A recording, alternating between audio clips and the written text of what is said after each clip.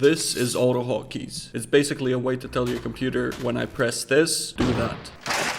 It's not complicated. You don't need to be a programmer to know how to use it. And once you set it up, you have it for life. Okay, first, let's install it. I'm gonna download version 2.0, and here it is. Now, let's run the installation. Since I already had it, there must have been some files left after I uninstalled it. You won't get this error. Probably not this one either. And here we are. Okay, so I have zero programming knowledge. The way I learned how to script these is through AutoHotkey documentation. It's all in here. Whatever you could need, it's in here. Now you just need to find out what you need. As you might be able to see, I am a video editor and I cannot edit without these. If these are not running, a simple task will take 2 times the effort. So let's see what they do. Okay, the first one that I cannot go without is timeline cursor. I didn't even make this one. I'm gonna open this one with VS Code because it's easier to see what's going on. As you can see, this is very complicated, but basically what it does is it looks for these colors, they're named here, and if it finds it, it will move my cursor to that place. Let me show you. First I need to run the script, and now if I'm inside the timeline, my right click will move the cursor to wherever I click. This is a quality of life script that I cannot go without. So instead of moving it up here, I can just click down here, drag down here, and the cursor moves. This script was made by Taron van Hemert or Hemert, and he's actually the guy that kind of got me into AutoHotkeys. The next one that's not by me is by Taron again, is yes delete keyframes. Let's see what this one does. If I create some random keyframes, if I want to disable them, the annoying message telling me are you sure you want to delete them is now gone instantly. It's like, yes, if I click the toggle animation when I had keyframes, I wanted them gone. That's another quality of life. I made this one myself based on yes delete keyframes, yes nest. If I run yes nest and now I click N, instantly gives me a nest. Now let's move to open search bar. Run this.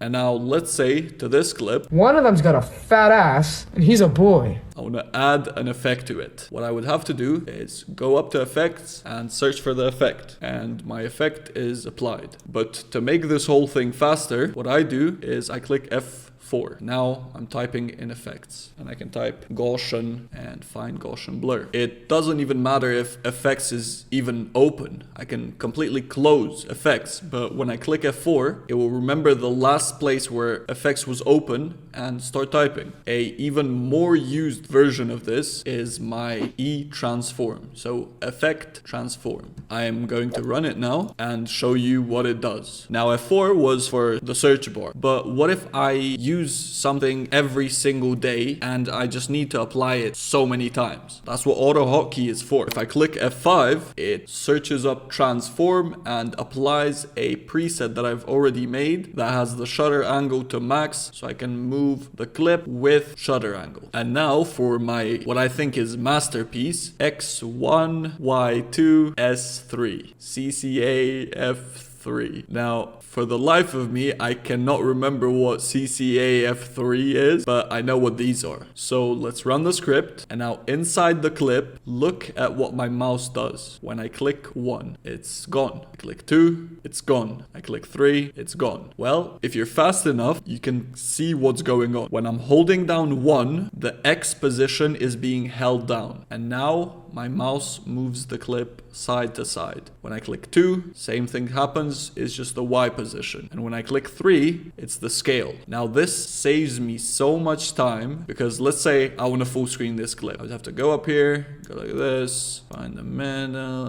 Okay, maybe let's go up here. I can see it more clear. She's got a fat ass. And then I have to go up a bit and move it. Let's move it so maybe we see the chat or something.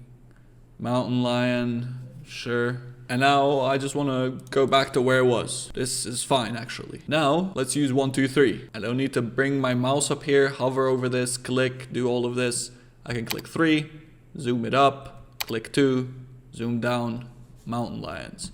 Actually, I want to zoom in more, sure. I zoom in, go down, move right, scroll down, zoom in more, scroll. This is so much easier. Clicking 1, 2, 3. This is so much more efficient that I can't work without it. Plus, they have other uses as well. I can reset the parameters. So basically make it click this. If I click 3 twice, it will reset the scale. So I want to reset these two as well. For these, it's the same one. It's the same arrow that it needs to click. So I'll either double click 1 or double click 2. And the clip is back. This is so intuitive. One other thing that this script does is holding down 1 moves it left to right. Double clicking 1 resets the position. And clicking 1 allows me to type a exact number. In this script, I also have another one which allows me to copy the attributes of a clip. How it does that is basically if I click F3, you see my mouse hover over motion, click it, and what it does, it basically clicks copy, Control C. And now if I go to the next clip, I can paste it and I have the exact same position. Now I want to reset it.